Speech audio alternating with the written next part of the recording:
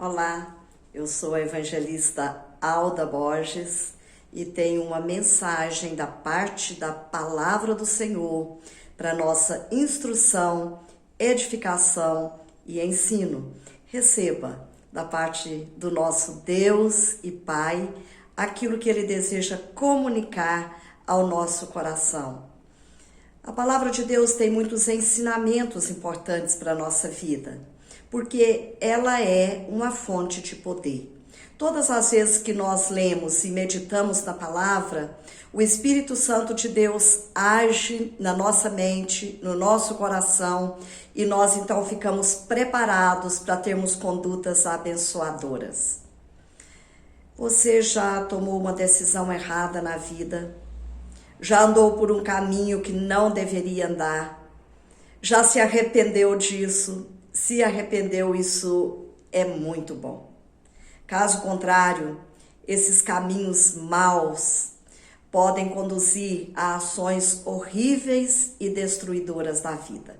Eu quero tratar com você hoje a respeito de alguns caminhos perigosos que nós tomamos para a vida. Nós temos um coração enganoso.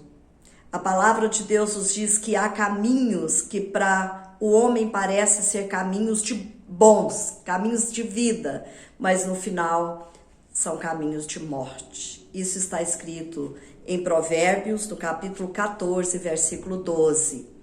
Este ensinamento precisa habitar o nosso coração, precisa alcançar a nossa mente. Alguns andam pelo caminho mau, não pelo engano, mas pela insensatez do seu próprio coração. Não foram enganados. Não houve ninguém que persuadiu. Simplesmente o coração enganoso conduziu por esse caminho e muitas vezes pode ser um caminho de difícil volta.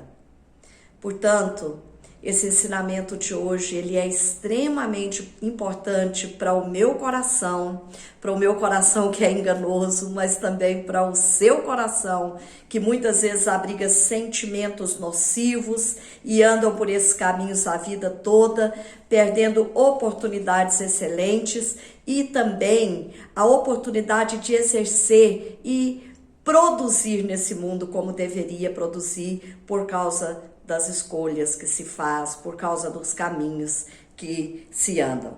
Esses caminhos, eles são descritos aqui na palavra de Deus por meio de personagens e também por meio das atitudes desses personagens. A palavra de Deus confere isso na epístola de Judas, uma epístola pequena com um ensinamento grandioso, e nós vamos aprender aqui sobre caminhos perigosos, caminhos que conduzem ao mal, caminhos que tornam a nossa vida mais difíceis, por meio de 3 homens, 3 caminhos, mas um só destino. Ouça bem o que diz a palavra do Senhor. Quando nós lemos a palavra de Deus, nós precisamos ler com um espírito de contrição, de desejo de mudança para a nossa vida, pedindo a orientação do Espírito Santo de Deus. Faça isso agora, enquanto eu leio na palavra de Deus apenas 2 versículos. Judas só tem um capítulo, então nós vamos ler 2 versículos, o 11 e o 12. A palavra de Deus diz a respeito desses 3 homens, com esses 3 caminhos e um só destino. Ai deles, pois seguiram o caminho de Caim. Buscando lucro, caíram no erro de Balaão e foram destruídos na rebelião de Corá. Estes homens são como rochas submersas nas festas de fraternidade que vocês fazem, comendo com vocês de maneira desonrosa. São pastores que só cuidam de si mesmos. São nuvens sem água, impelidas pelo vento, árvores de outono sem frutos, 2 vezes mortas, arrancadas pela raiz. Quando eu leio esse texto da palavra de Deus, eu percebo com clareza o que acontece na vida de quem toma caminhos maus. A vida desses 3 homens aqui e a história deles é uma história triste e com um final muito infeliz. O primeiro deles aqui é citado Caim. Qual foi o caminho que Caim tomou? Essa história é muito conhecida, nós sabemos da discórdia que houve entre Caim e Abel e o desfecho dessa história. Acontece que o caminho de Caim foi o caminho da inveja. Ele teve inveja do seu irmão. E o que nós podemos aprender com isso é que o invejoso, ele não quer aquilo que é do outro. Caim não queria oferecer a oferta que Abel ofereceu. Simplesmente ele queria o status de Abel. Ele queria que Deus estivesse do lado dele, ainda que ele estivesse fazendo algo inaceitável. É isso que acontece com a pessoa que tem inveja.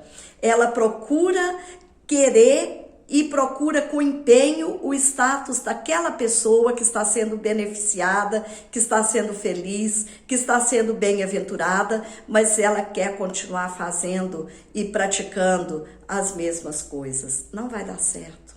Com certeza não vai ser aceitável. Nós estamos num mundo que nos convida à inveja.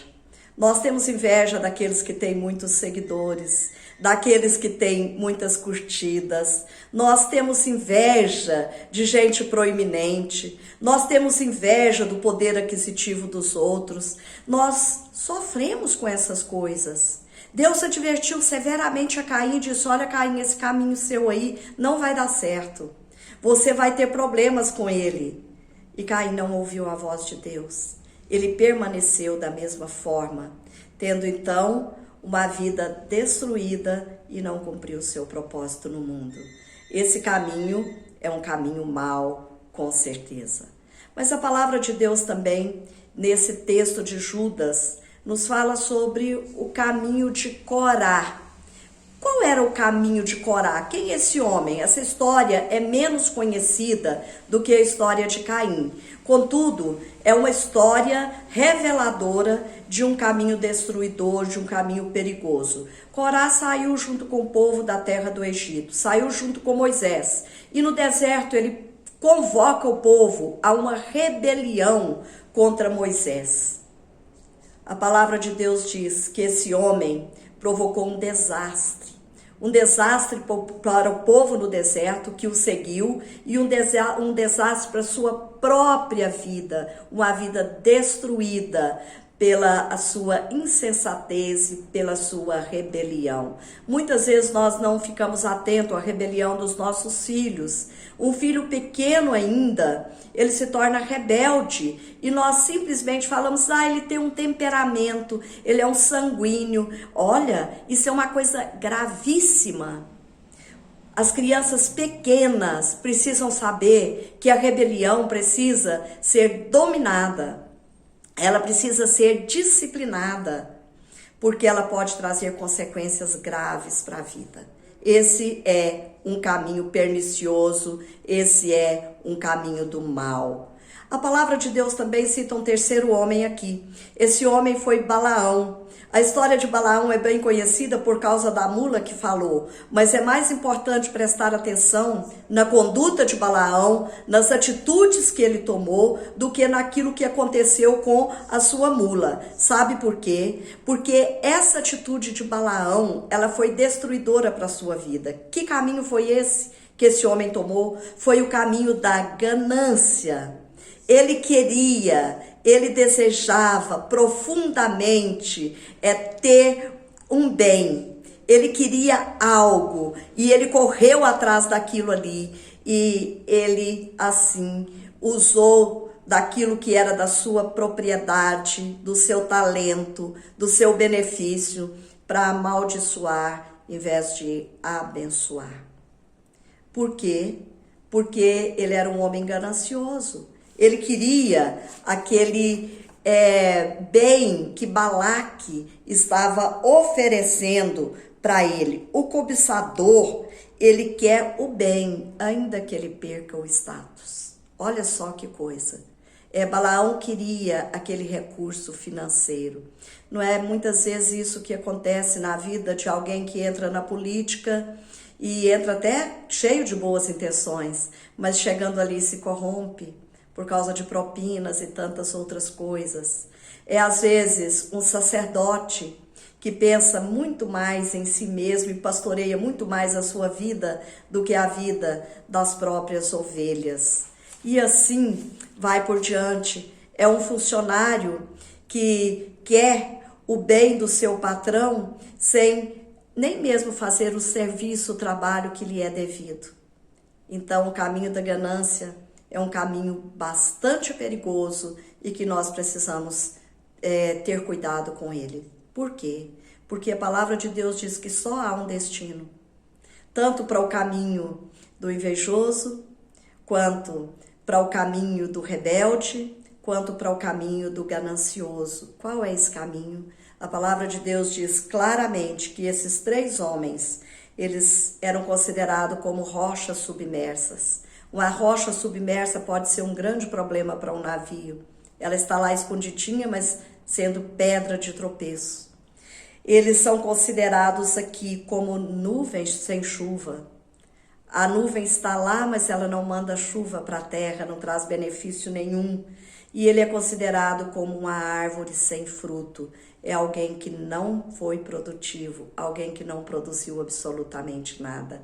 Deus nos livre desse caminho mau. Aqui a palavra de Deus está falando de gente que escolheu mal o caminho e foi lembrado como um caminho mau, como um modelo a não ser seguido.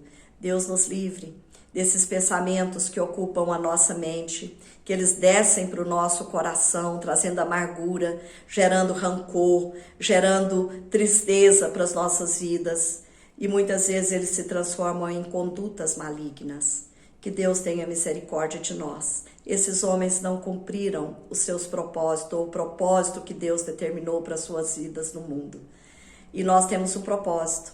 E por isso, nós temos que tomar muito cuidado com o caminho pelo qual nós estamos caminhando, ou que a insensatez do nosso coração tem nos conduzido. Que Deus te ajude, que Deus me ajude. Um grande e forte abraço para você.